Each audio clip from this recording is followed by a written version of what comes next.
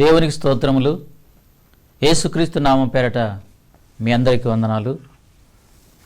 దేవుని యొక్క వాక్యాన్ని టీవీల ద్వారా మీ గృహాల్లో తీసుకొని రావడానికి దేవుడు ఎంతగానో అపారమైన ప్రేమను, కృపను చూపించాడు.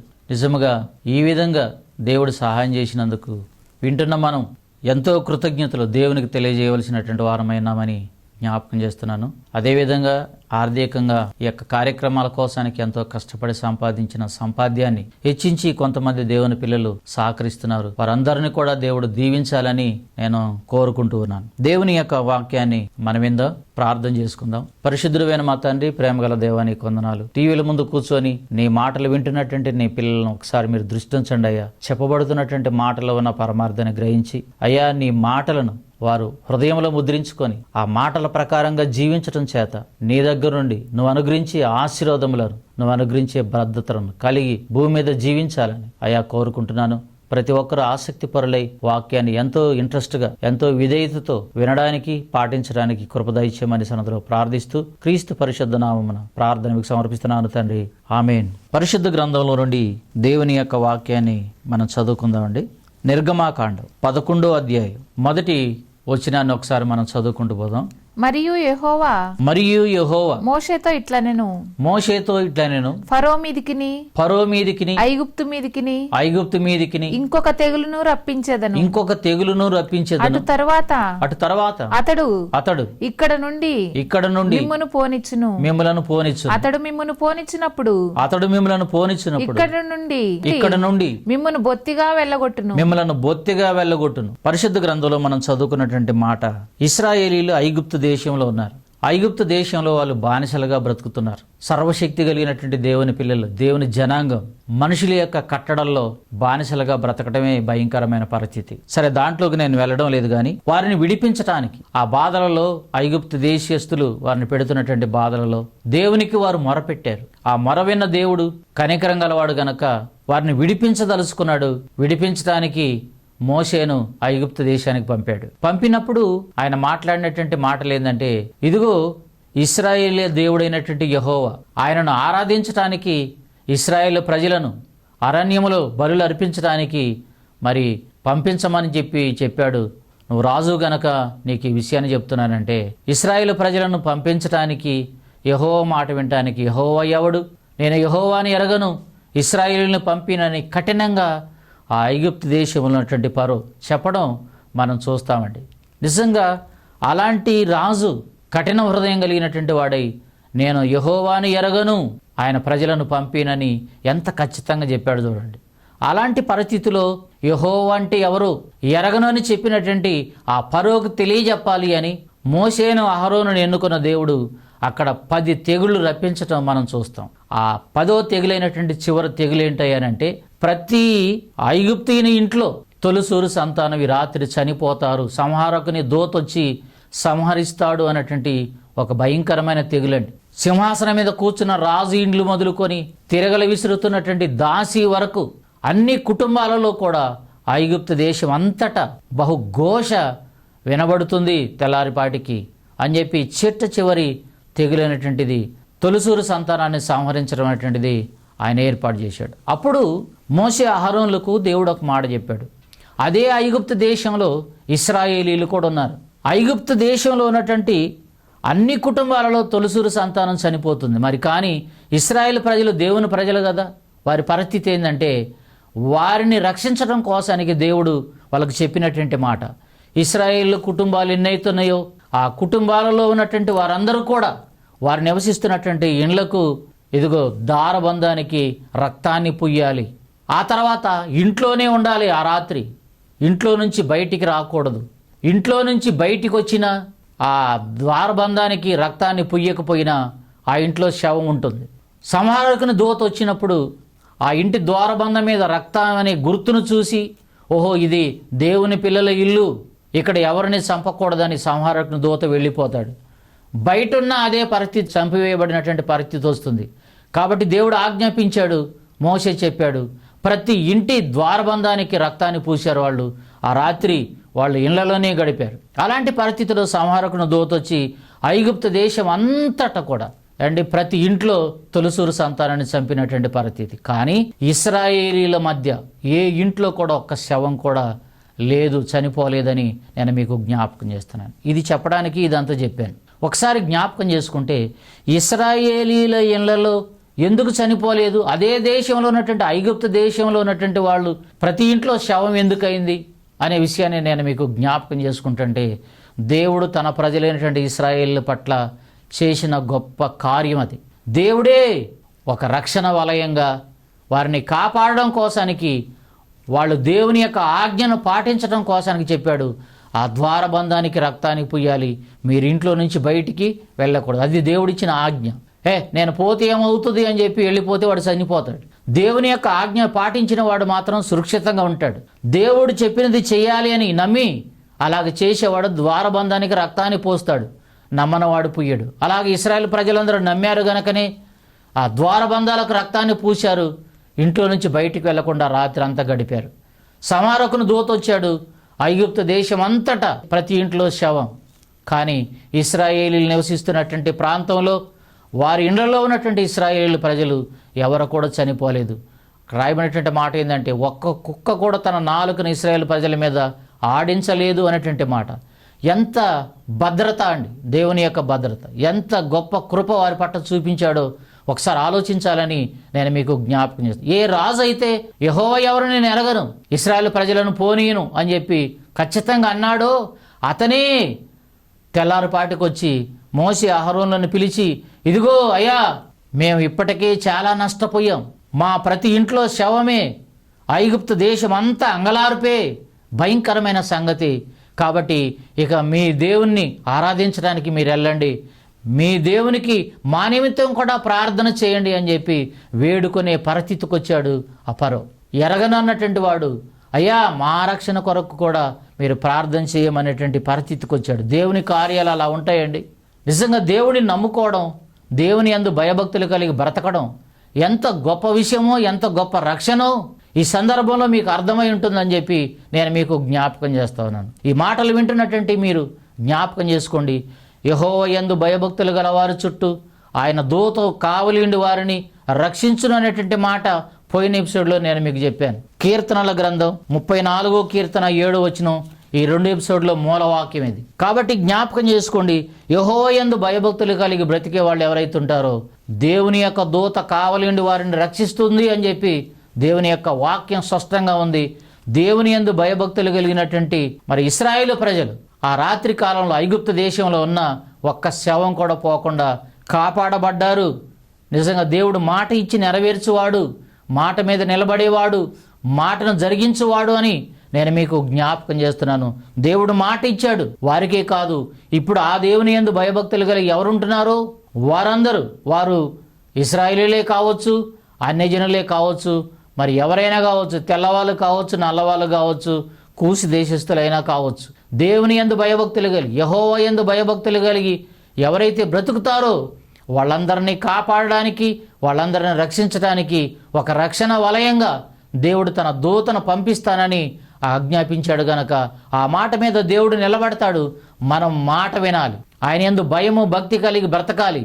మనం సేపిగా బతకాలంటే, ఆరోగ్యంగా ఉండాలంటే, ఆనందంగా ఉండాలంటే, అపాయానికి గురి కాకుండా మనం దేవుని యొక్క పరలోక రాజ్యానికి సురక్షితంగా నివసించడానికి వెళ్ళాలి అని అంటే ఆయన యందు భయము భక్తి కలిగి మనం బ్రతకవలసినటువంటి వారమై ఉన్నామని చెప్పి నేను మీకు జ్ఞాపకం చేస్తా ఉన్నాను. ఇక్కడ నేను మరికొన్ని సంగతులు మీకు చెప్పాలని ఆశపడుతున్నాను. దేవుని యందు భయము భక్తి కలిగి బ్రతుకుతున్నటువంటి వారిని దేవుడు దూతను ఎలాగా వారికి కాపలా గురించి వారిని రక్షించాడో, ఎలాంటి ఆపదల్లో నుండి మరి వారు రక్షించబడ్డారో కొన్ని విషయాలు నేను మీకు చెప్పాలని ఆశపడుతున్నాను. దానియేలు గ్రంథం 3వ అధ్యాయం 25వ వచనాన్ని ఒకసారి ఈ సందర్భంగా చదువుకుందాం. ఇక్కడ మనం జ్ఞాపకం చేసుకుంటే ఈ సందర్భంలో రాయబడినటువంటి మాట ఏంటంటే, దానియేలు ఐగుప్తు దేశంలో నివాసం ఉంటున్నట్టుగా మనం చరిత్రలో మనం తెలుసుకుంటాం. దానియేలును నెబుకద్నెజరు రాజు చెరగొనిపోయినటువంటి సందర్భం మనకు కనబడుతూ ఉంది. బబులోను సమస్త అధిపతి నెబుకద్నెజరు ప్రపంచ చరిత్రలో 4 సామ్రాజ్యాలు ప్రపంచాన్ని పరిపాలించినట్లుగా మనం పరిశుద్ధ గ్రంథంలో చూస్తామండి. అలాంటి పొజిషన్లో ఇశ్రాయేలు దేశం మీదకి దండెత్తి వచ్చి ఆ ఇశ్రాయేలు దేశాన్ని జయించి యెరూషలేమును కూడా కాల్చివేసి అక్కడి నుండి కొంతమందిని మరి చెరగొని పోయినట్లుగా నెబుకద్నెజరు మనం చరిత్రలో చూస్తాం. అందులో దానియేలు ఒకడు. ఈ దానియేలు దేవుని యొక్క ఆత్మ కలిగినటువంటి వాడు, దేవుని యందు భయము భక్తి కలిగి బ్రతుకుతున్నటువంటి వ్యక్తి. అలాంటి భయము భక్తి కలిగి బ్రతుకుతున్నటువంటి ఈ దానియేలు ఆయన మహాజ్ఞానం కలిగినటువంటి వాడు గనక స్వప్నాలకు కలలకు కూడా భావాన్ని చెప్పగలిగిన ఆ జ్ఞానాన్ని దేవుడు ఆయనకిచ్చుట ద్వారా ఆ రాజు నెబుకద్నెజరు నిజంగా ఆ దేశంలోనే ఒక గొప్ప ప్రధానమైనటువంటి పోస్టులో ఆయన ఉంచాడు. ఒక ప్రధానమైనటువంటి ఉద్యోగం అతనికి ఇచ్చాడు. అలాంటి ఉద్యోగంలో కొనసాగుతున్నటువంటి దానియేలు నమ్మకస్తుడిగా బ్రతికాడు. ఒకవేళ ప్రభుత్వం వారే ఒక ఆర్థిక మంత్రిగా చేశాడనుకోండి, ఎంత అవినీతి ఈ లోకంలో జరుగుతుందో మీ అందరికీ తెలుసు. ప్రజలకు చెందవలసినటువంటి వాటిని చెందించకుండా స్వార్థంగా ఆ డబ్బులన్నిటినీ మళ్లించుకొని ప్రజలను వదిలేసినటువంటి ప్రభుత్వాలు, ప్రభుత్వ అధికారులు మనకు కనబడుతున్నారు.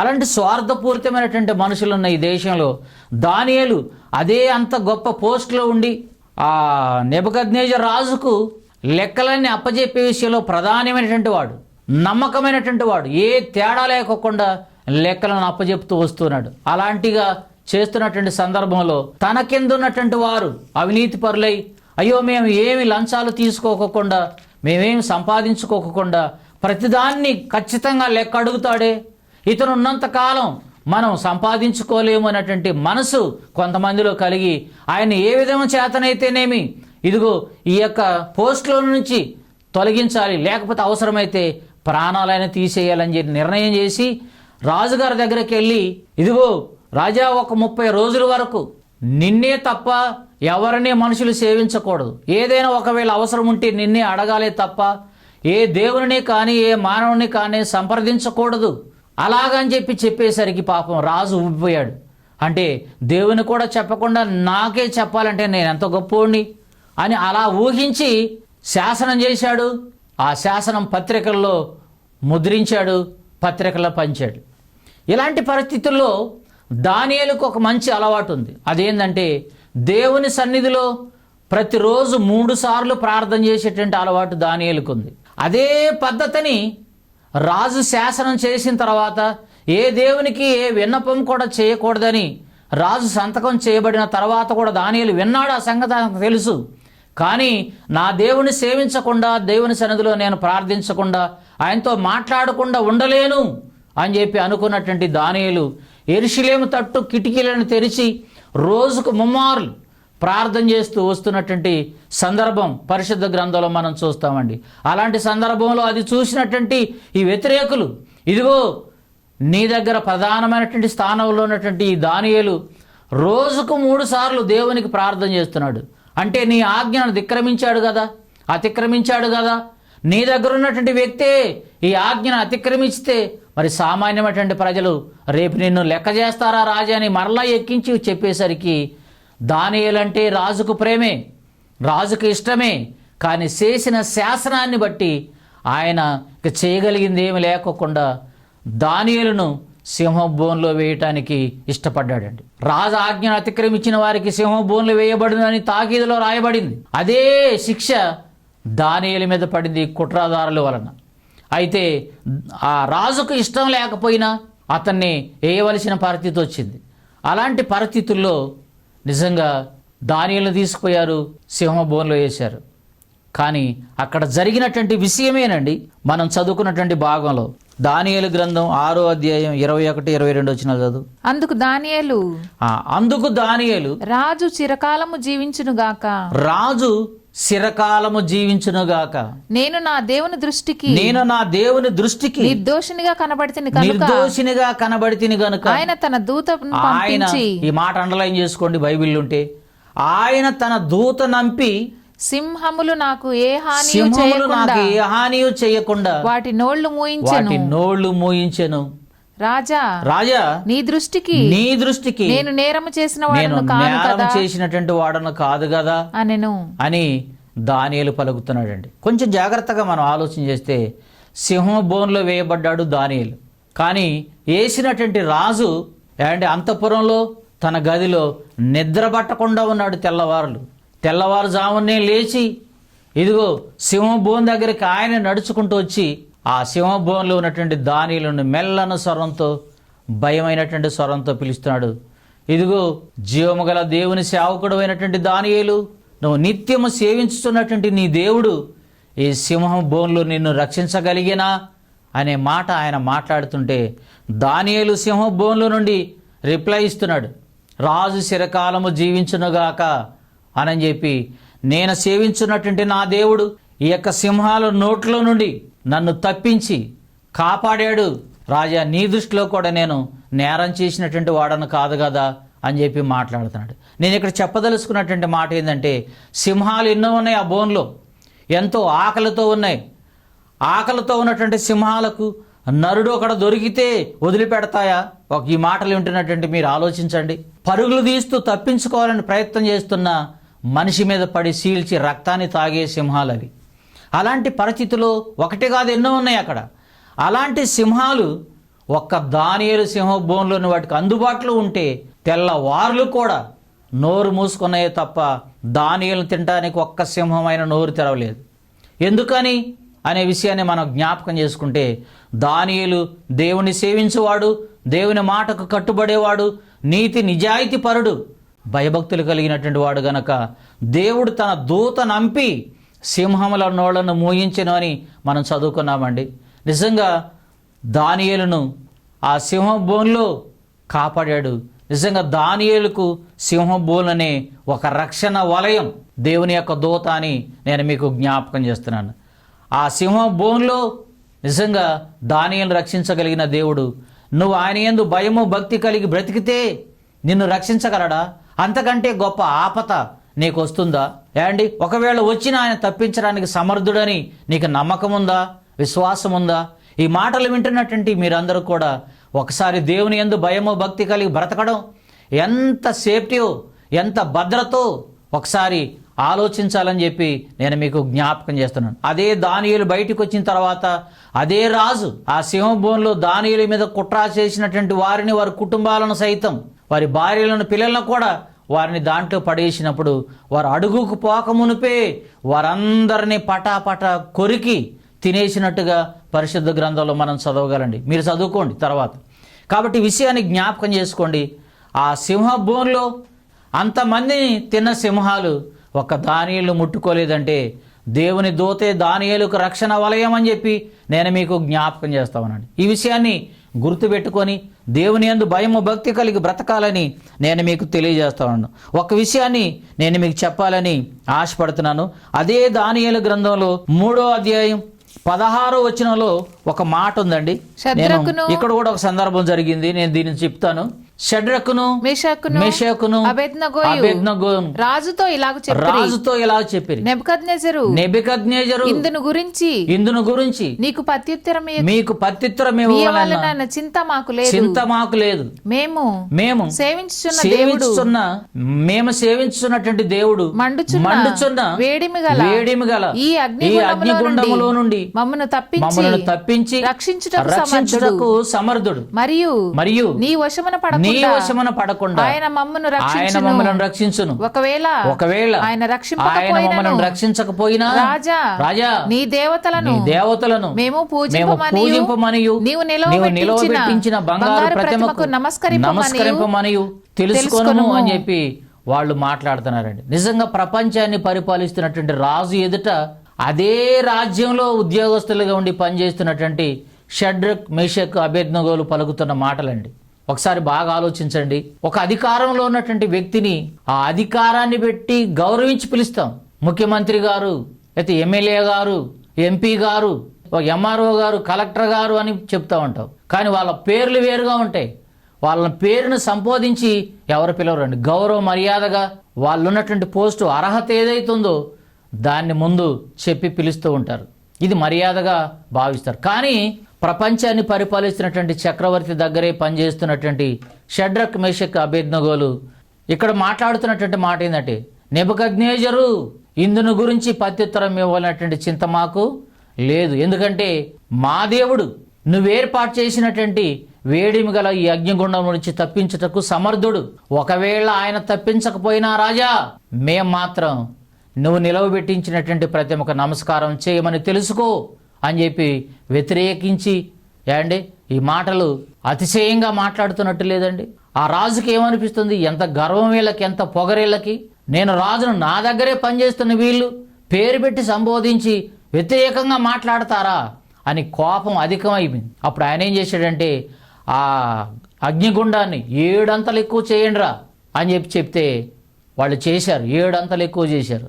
ఆ 7 అంతలు ఎక్కువ చేయబడినటువంటి అగ్నిగుండంలో వీళ్ళని బంధించి పడేయండి, వీళ్ళు కాలిపోతారు అని చెప్పి బలాజ్యులను పిలిపించాడంట వాళ్ళని వేయడానికి. బలాజ్యులు వచ్చారు, వారిని కట్టారు, ఆ అగ్నిగుండంలో పడవేయటానికి పోయారు. పడవేయటానికి పోయినటువంటి వాళ్ళు పడవేశారు, కానీ పడవేసేటప్పుడు అగ్నికి దగ్గరకు వెళ్ళాలి కదా వాళ్ళు. ఆ అగ్ని వాళ్ళను కాల్చి వేసినట్టుగా పరిశుద్ధ గ్రంథంలో మనం చదువుకుంటాం. కానీ అగ్నిగుండంలో వేయబడిన ఆ ముగ్గురు అగ్నిగుండంలో ఏ హాని లేకోకుండా, అగ్ని వారికి తగలకుండా, ఆ అగ్నిగుండంలో బ్రహ్మాండంగా ఏసీ రూమ్లో తిరుగుతున్నట్టు, హాయిగా తిరుగుతున్నట్టుగా ఉంది.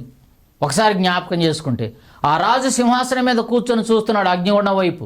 అక్కడ రాజు కనబడుతున్నటువంటి విషయం ఏంటంటే, అగ్నిగుండంలో 4 వ్యక్తులు కనబడుతున్నారు. అందులో ఒకరి రూపము దేవతల రూపం వలె ఉన్నది అని పరిశుద్ధ గ్రంథంలో స్పష్టంగా రాయబడిందండి.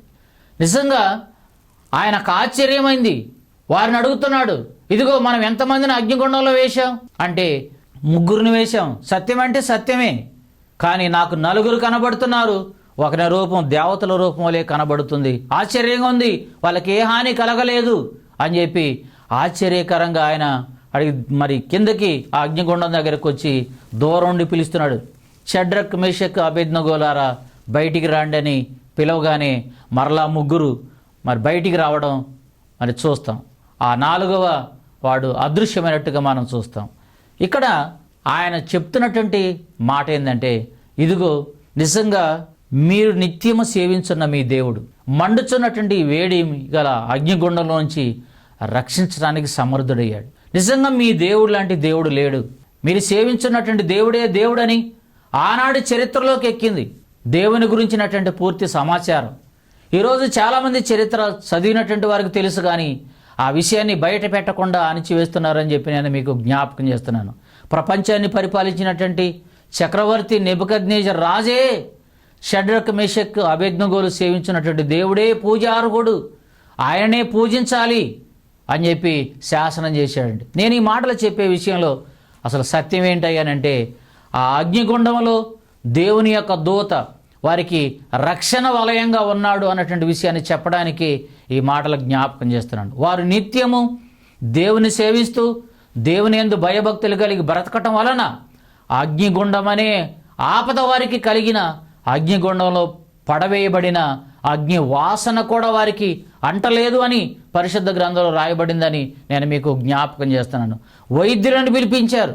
వారికి ఏమైనా అగ్ని కాలిందా, లేకపోతే వెంట్రుకలు ఏమైనా కాలిపోయాయా, గుడ్డలు ఏమైనా కాలిపోయాయా, పాదాలు ఏమైనా కమిలిపోయాయా అని పరీక్షలు చేయించారు, కానీ అగ్ని వాసన కూడా అంటలేదు అని చెప్పి పరిశుద్ధ గ్రంథంలో రాయబడింది. ఎంత గొప్ప రక్షణ వలయం దేవుని యొక్క దూత. అగ్నిగుండంలో కూడా సురక్షితంగా కాపాడగలిగినటువంటి వాడు దేవుడు. కాబట్టి నేను మీకు జ్ఞాపకం చేస్తున్నాను, ఈ మాటలు వింటున్నట్టు మీరు ఒక దానియేలు సింహభూమిలో రక్షించబడినట్లు, ఇశ్రాయేలీలు ఐగుప్తు దేశంలో నశించిపోకుండా కాపాడబడ్డట్టు, అదే నెబుకద్నెజర్ చేతిలో అగ్నిగుండంలో చనిపోకుండా కాపాడబడ్డబట్టు షడ్రక్, మేషక్, అబేద్నెగోలు వాళ్ళకు దేవుడు ఒక రక్షణ వలయంగా దూతలను పంపించినట్టు మనం పరిశుద్ధ గ్రంథంలో చూస్తూ ఉంటాం.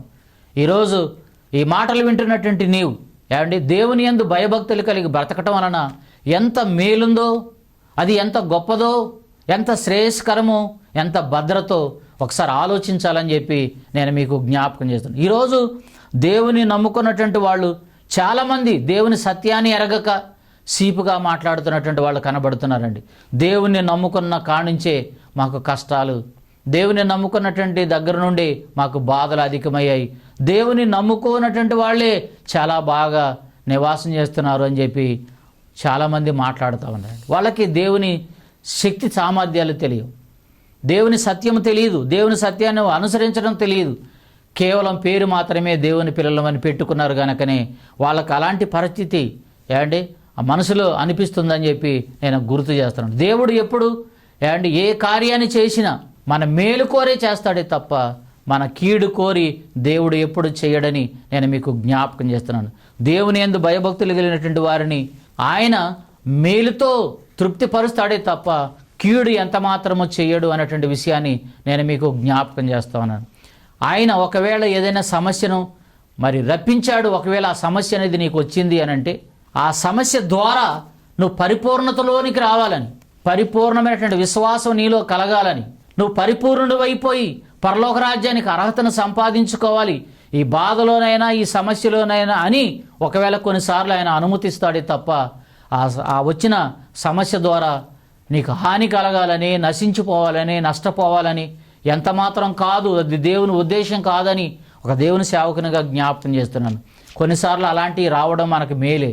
మనలో ఉన్న ఆ భక్తి ఏంటో, మనలో ఉన్న విశ్వాసం ఏంటో బయటపడుతుంది. ఎంతవరకు ఓర్చుకోగలమో, ఎంతవరకు దేవుని సన్నిధిలో నిలకడగా నీతిమంతులంగా నిలబడగలమో మనం చూసుకోవడానికి, సరి చేసుకోవడానికి అన్నీ అవసరమేనని నేను మీకు గుర్తు చేస్తున్నాను. ఒకవేళ నశించిపోయే ఆపద ఒకవేళ ఏమైనా వస్తే అది ఎవరి ద్వారా వచ్చినా, రాజుల ద్వారా వచ్చినా, మనుషుల ద్వారా వచ్చినా, మరి ఎవరి ద్వారా వచ్చినా అలాంటి పరిస్థితులు అది నీ శక్తికి మించింది కాబట్టి దేవుడు ఆదుకుంటానికి దేవుడు తన దూతను పంపిస్తాడు అని చెప్పి నేను దేవుని సేవకునిగా మీకు జ్ఞాపకం చేస్తా ఉన్నాను. ఈ విషయాన్ని గుర్తుపెట్టుకొని దేవుని యందు భయము భక్తి కలిగి ఉంటే దేవుని యొక్క దూత మనకు రక్షణ వలయంగా ఉండి వచ్చిన ప్రతి అపాయంలో నుండి, ఆపద నుండి తప్పించడానికి రెడీగా ఉంటాడని చెప్పి నేను మీకు జ్ఞాపకం చేస్తాను. ఇక్కడ ఒక విషయం ఏంటంటే, ఒక్క నిమిషం కూడా ఆ దూత వారిని ఆదుకోవడానికి అగ్నిగుండంలోనికి రాకపోతే కాలి బూడిదైపోతారు. అంటే అగ్ని వాసన కూడా అంటలేదంటే దేవుడు నిజంగా ఎంత భద్రత వారికి ఏర్పాటు చేశాడో ఈ మాటలో మనం గమనించగలమని నేను జ్ఞాపకం చేస్తాను. దేవుడు ఆలస్యం చేయకుండా ఆ బిడ్డలకు అపాయం కలగకుండా వారిని రక్షించాడంటే ఈ రోజున ఈ మాటలు వింటున్న నిన్ను నన్ను రక్షించలేడా? ఒకసారి ఆలోచించాలని నేను మీకు జ్ఞాపకం చేస్తూ ఈ మాటల ద్వారా విశ్వాసంలో బలపరచబడి దేవుని యందు భయభక్తులు కలిగి దేవుని దూతను రక్షణ వలయంగా కలిగి భూమి మీద బ్రతికి పరలోక రాజ్యానికి వెళ్ళాలని దేవుని సేవకునిగా గుర్తు చేస్తూ ఈ మాటలు ముగిస్తున్నాను. దేవుడి ఈ మాటలు మీ హృదయాలలో ఆశీర్వదించునుగాక. ఆమేన్. ప్రార్థన. పరిశుద్ధుడైన తండ్రి, ప్రేమగల దేవా, నీకు వందనాలు. ఈ మాటలు వింటున్నటువంటి వారందరూ కూడా కేవలం విని విడిచిపెట్టేవారుగా కాకుండా నీ యందు భయము భక్తి కలిగి బ్రతికి అయ్యా నీ దూత వారికి రక్షణ వలయంగా ఉండటం చేత వారు నాయన నీ రాజ్యానికి వారసులయ్యే భాగ్యాన్ని, హక్కుదారులయ్యే భాగ్యాన్ని, హక్కును సంపాదించుకునే భాగ్యాన్ని మీరు ప్రసాదించమని సన్నిధిలో ప్రార్థిస్తూ యేసుక్రీస్తు పరిశుద్ధ నామమున ప్రార్థన మీకు సమర్పిస్తున్నాము తండ్రి.